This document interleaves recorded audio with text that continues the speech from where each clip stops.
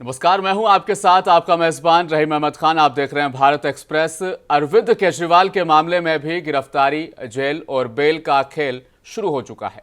वही खेल जिसके जाल से आज तक उमर खालिद नहीं निकल सका, वही खेल जिसके जाल से मनीष सिसोदिया, सत्येंद्र जैन, संजय सिंह भी नहीं निकल सके। अखबार और टीवी चैनलों की हेडलाइंस अरविंद केजरीवाल को शराब घोटाले का किंगपिन बता रही है। इस बीच एक ऐसी खबर भी है जिसे बिल्कुल गायब कर दिया गया है। सोच रहा हूं आज उसी खबर का जिक्र कर दूं। खबर भले ही थोड़ी पुरानी हो चुकी है, लेकिन इसे विपक्ष ने आजाद भारत का, इस दुनिया का सबसे बड़ा घोटाला बताया था। आप बिल्कुल सही समझे, मैं इलेक्टोरल बॉन्ड की बात कर रहा हूं। और बात करना भी बेहद जरूरी है, क्योंकि चुनाव आयोग के रिकॉर्ड, केंद्रीय जांच एजेंसियों की कार्रवाई और वित्तीय रिकॉर्ड एक पैटर्न की तरफ इशारा करते हैं।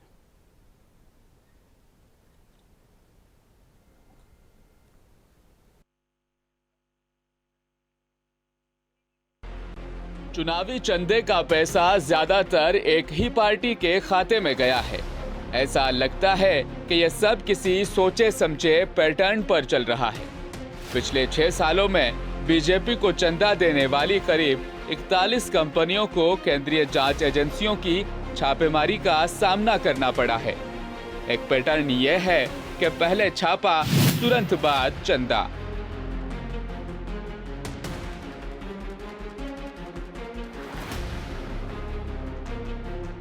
दूसरा पैटर्न यह है कि छापे के बाद चंदे की रकम में इजाफा कर दिया जाए। कुछ कंपनियों ने कार्रवाई के ठीक बाद के महीनों में चंदे की रकम को हद से ज्यादा बढ़ा दिया। राजनीतिक दलों की कॉरपोरेट फंडिंग पूरी दुनिया में एक विवाद का विषय है। कंपनियों द्वारा राजनेताओं को पैसा देना, दोनों के बीच साठ-गांठ बन जाना अपराध, क्राइम और बेरोजगारी को भी जन्म देता है।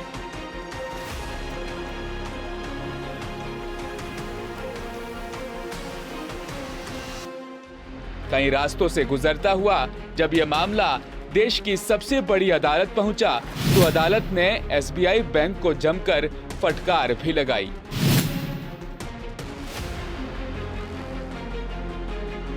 सबसे अहम बात, सुप्रीम कोर्ट ने कहा, कंपनियों द्वारा किया गया योगदान सिर्फ एक बिजनेस लेन देन है, जिसका एक मकसद है फायदा पहुंचाना।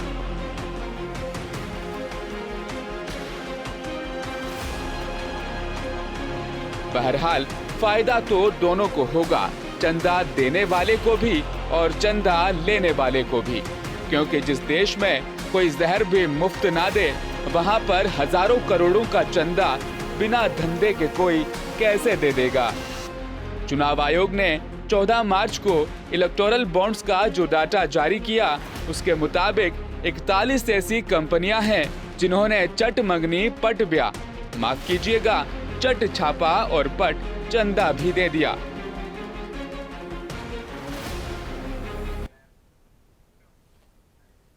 अब आपके सामने न्यूज लॉन्ड्री की एक रिपोर्ट के मुताबिक उन कंपनियों का जिक्र भी परोस देते हैं जिन्होंने छापा पड़ते ही चंदा दे दिया, और उन कंपनियों का जिक्र भी परोस देते हैं जिनका चंदा पहुंचते ही उन्हें धंधा भी मिल गया। सबसे पहले मैं बात करूंगा future gaming and hotel services. ये वो कंपनी है जिसने अक्टूबर 2020 और जनवरी 2024 के बीच कुल मिलाकर 1368 करोड़ रुपए के इलेक्टोरल बॉन्ड खरीदे, यानी सबसे ज्यादा चंदा देने वाली कंपनी। इस कंपनी के बारे में बात करें तो ये company lottery king Santiago Martin की है, और मार्टिन लॉटरी के किंगपिन माने जाते हैं। इनके खिलाफ कई आपराधिक मुकदमे भी दर्ज हैं। साल 2019 में इनकम टैक्स की कार्रवाई के बाद 2020-2021 में 100 करोड़ रुपए देकर यह कंपनी सबसे बड़ी दानकर्ता के तौर पर उभर कर सामने आई थी। आपको बता दें, कई देशों में लॉटरी बैन है, लेकिन हमारे देश में लॉटरी कंपनी से पॉलिटिकल पार्टीज दान ले लेती है।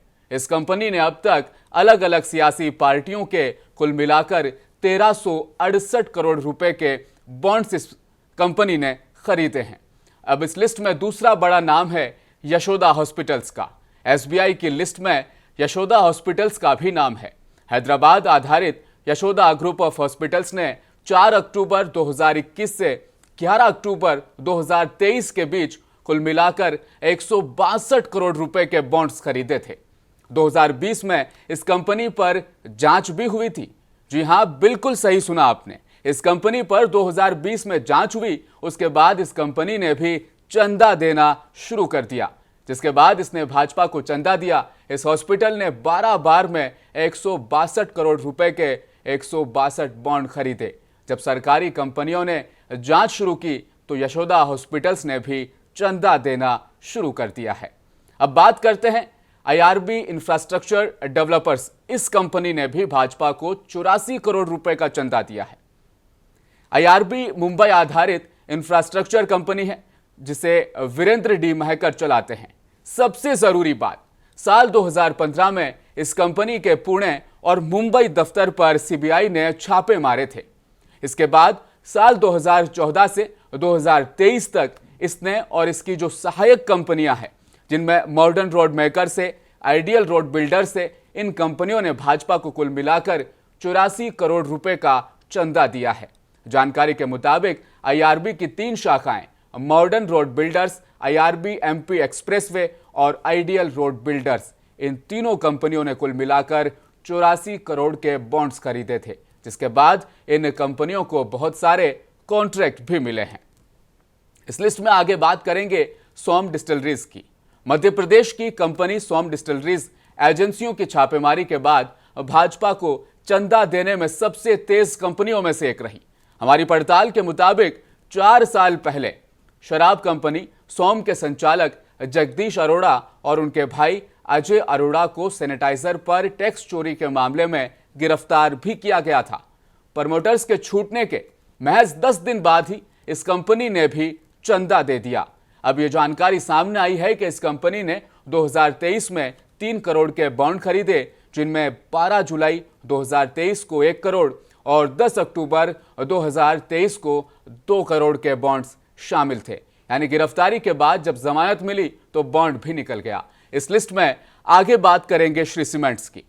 श्री सीमेंट्स ने कुल 7.5 करोड़ रुपए का चंदा दिया है। ये कंपनी कोलकाता की है। इसने 8 मई 2019 को 1.5 करोड़ रुपए, 21 जनवरी 2020 को 4 करोड़ रुपए और 21 अक्टूबर 2020 को 2 करोड़ रुपए के बॉन्ड खरीदे। काबिले जिक्र बात यह है कि बांगुर श्री के नाम से 21 जनवरी 2020 को 40 लाख रुपए के बॉन्ड खरीदने का भी जिक्र है। यह बांगुर जो कंपनी है, यह भी श्री सीमेंट का ही एक हिस्सा बताई जा रही है।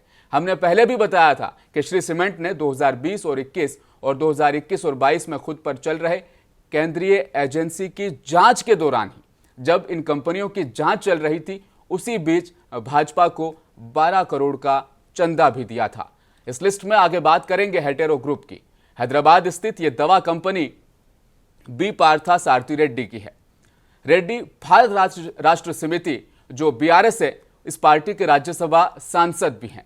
वे देश के सबसे अमीर सांसदों की लिस्ट में सबसे पहले नंबर पर आते हैं। बड़ी दानदाता कंपनियों की सूची में भी इस हेटेरो ग्रुप का नाम आया था, जो केंद्रीय जांच एजेंसियों की जांच का सामना कर रही थी। इस ग्रुप की 3 कंपनियां हैं, हेटेरो ड्रग्स, हेटेरो लैब्स और हेटेरो बायोफार्मा। 7 अप्रैल 2022 से 12 अक्टूबर 2023 के बीच हेटेरो ग्रुप ने कुल मिलाकर 60 करोड़ रुपए के बॉन्ड्स खरीदे हैं। हालांकि जब उस वक्त ये कंपनी जांच का सामना कर रही थी, यानी एक तरफ जांच का ये कंपनी सामना भी कर रही थी और 60 करोड़ के बॉन्ड्स भी खरीद रही थी और चंदा भी दे रही थी। शायद चंदे की रकम कम थी, हालांकि बाद में जांच में क्या निकला ये किसी को पता नहीं। इस लिस्ट में अब जिक्र करेंगे एसयूवी प्राइवेट लिमिटेड का। ये लीना गांधी तिवारी की कंपनी है। ये भारत की दूसरी सबसे अमीर महिला है। 30,000 करोड़ से ज्यादा की दौलत की ये मालिक। ऐसे में इनके दफ्तरों तक आईटी की टीम ना पहुंच सके, ऐसा कैसे हो सकता है। इनके 20 दफ्तरों पर इनकम टैक्स ने छापे मारे थे। मुंबई स्थित इस स्वास्थ्य सेवा कंपनी को लीना गांधी तिवारी चलाती हैं। वे भारत की दूसरी सबसे अमीर महिला हैं। उनके 20 दफ्तरों पर आयकर विभाग ने छापे मारे थे, जिसके 1 महीने बाद, यानी छापे मारने के महज 1 महीने के बाद उन्होंने बीजेपी को 9 करोड़ रुपए दान में दिए, जिसके 1 महीने बाद उन्होंने भाजपा को 9 करोड़ रुपए दान दिए। उसके बाद यूएसवी लिमिटेड ने 15 नवंबर 2022 को 10 करोड़ का चुनावी बॉन्ड भी खरीद लिया।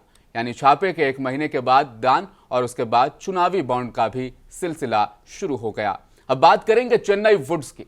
Chennai green woods private limited ये कंपनी है, एक निर्माण कंपनी है।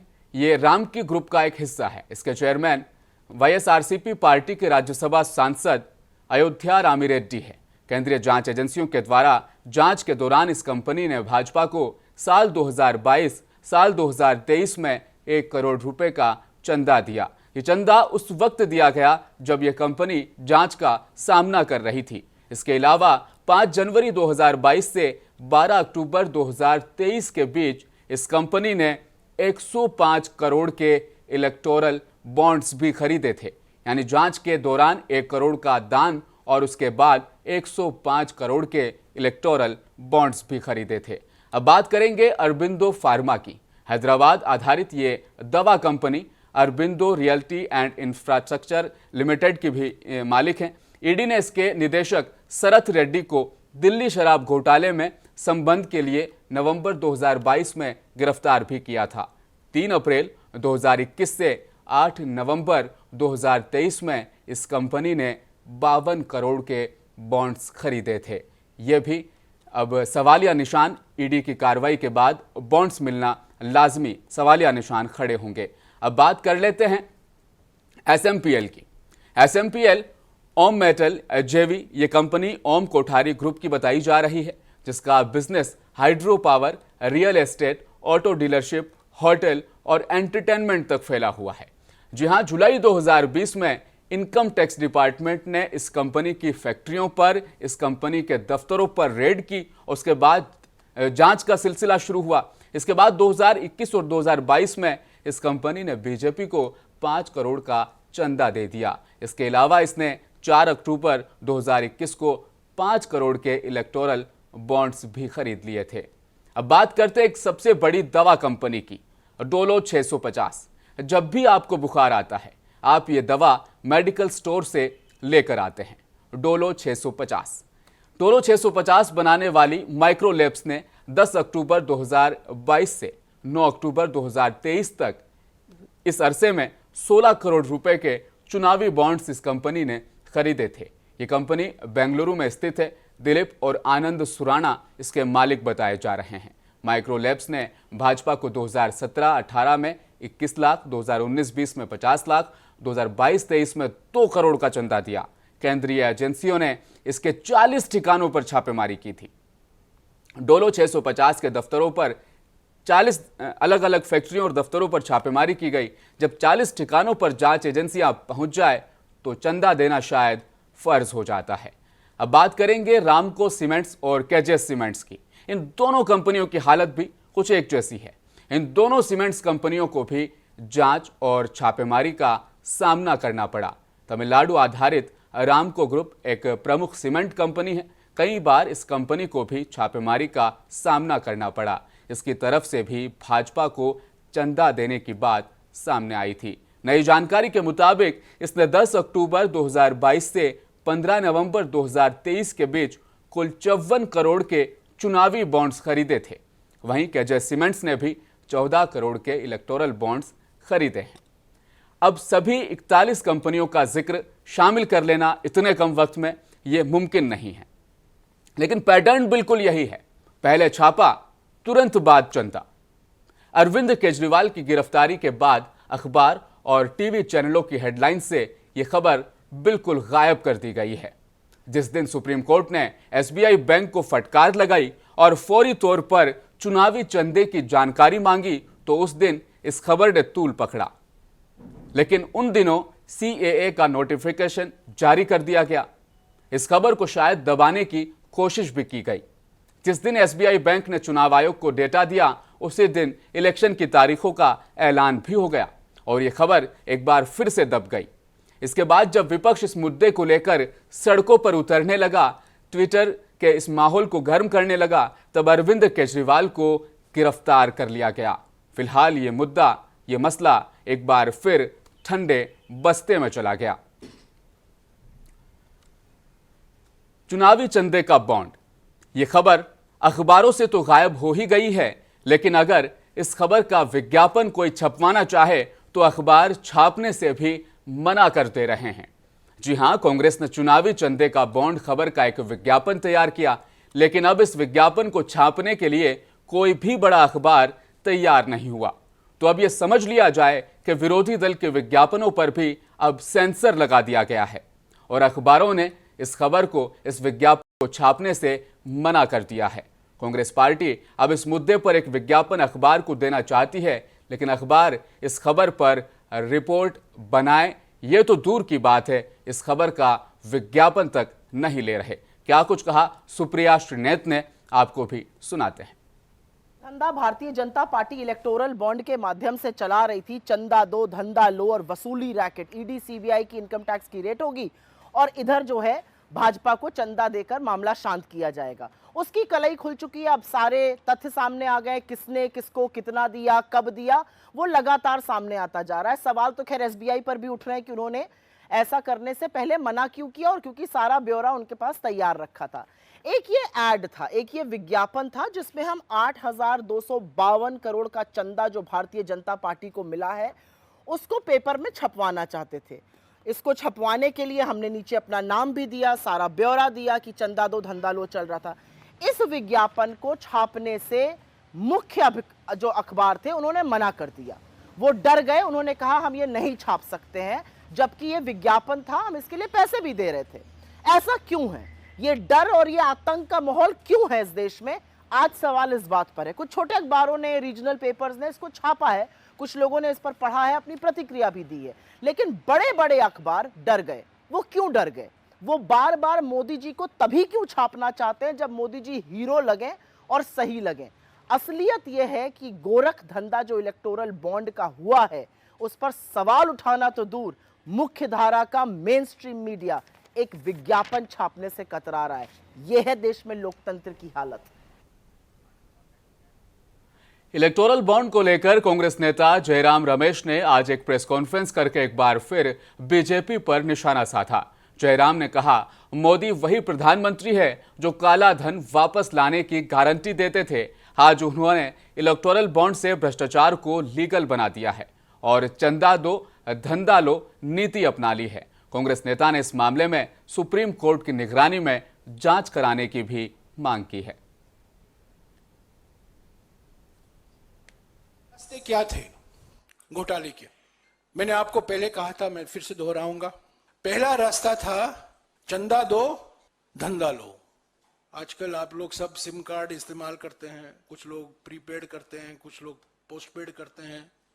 ये प्रीपेड घूस है, यानी कि चंदा दो धंधा लो। प्रीपेड घूस, जैसा कि आपका प्रीपेड सिम कार्ड है। दूसरा रास्ता है ठेका लो घूस दो। ये पोस्टपेड हुआ, यानी कि पहला आपको कॉन्ट्रैक्ट मिल। जबकि कांग्रेस नेता राहुल गांधी ने कहा, यह सदी का सबसे बड़ा घोटाला है। ये घोटाला पीएम मोदी ने किया। वहीं इस घोटाले के सरताज भी हैं। उन्होंने चुनावी बॉन्ड मामले को दुनिया का सबसे बड़ा एक्सटॉर्शन बताया। उन्होंने कहा, यह दुनिया का सबसे बड़ा घोटाला है। मोदी जी ने इलेक्टोरल बॉन्ड का कॉन्सेप्ट रखा है, वो दुनिया का सबसे बड़ा एक्सटॉर्शन रैकेट है।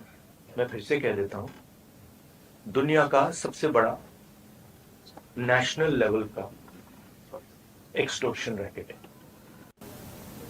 कंपनियों से हफ्ता लेने का तरीका है, कंपनियों से कॉन्ट्रैक्ट्स का शेयर लेने का तरीका है, और शायद सबसे बड़ा, दुनिया में सबसे बड़ा भ्रष्टाचार का स्कैम है।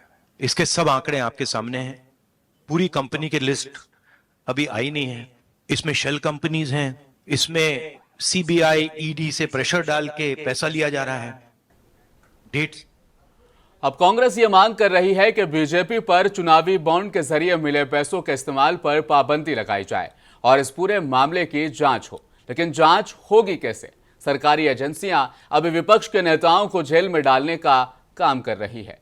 19 अप्रैल से 4 जून के बीच देश भर में चुनाव है, लेकिन चुनाव से पहले कांग्रेस के बैंक अकाउंट फ्रीज है। विपक्ष के सैकड़ों नेताओं को जेल में डाल दिया गया है। आम आदमी पार्टी के दफ्तर को आज सील तक करवा दिया गया। जिन मुद्दों पर बीजेपी साल 2014 और साल 2019 में चुनाव जीती थी, वो सब मुद्दे अधूरे पड़े हैं। गंगा की सफाई, मेट्रो सिटी, रोजगार, महंगाई, जिस तरह से ये सभी मुद्दे ठंडे बस्ते में जा चुके हैं, उसी तरह से चुनावी बॉन्ड का मुद्दा भी अब ठंडे बस्ते में ही रहेगा, क्योंकि अखबार विज्ञापन नहीं लेंगे और चुनाव में मुद्दे बदल दिए जाएंगे, क्योंकि चुनाव प्रचार करने वाले नेता तो जेल में डाल दिए गए हैं। विपक्ष के मुताबिक इस समय अघोषित आपातकाल के हालात हैं, इसलिए यह कहना गलत नहीं होगा कि बिना विपक्ष का चुनाव शुरू होने से पहले ही अब एक तरफा हो चुका है। आज के लिए बस इतना ही, मुझे दीजिए इजाजत। आप देखते रहिए मुंसिफ टीवी न्यूज। अपना ख्याल रखिएगा। नमस्कार।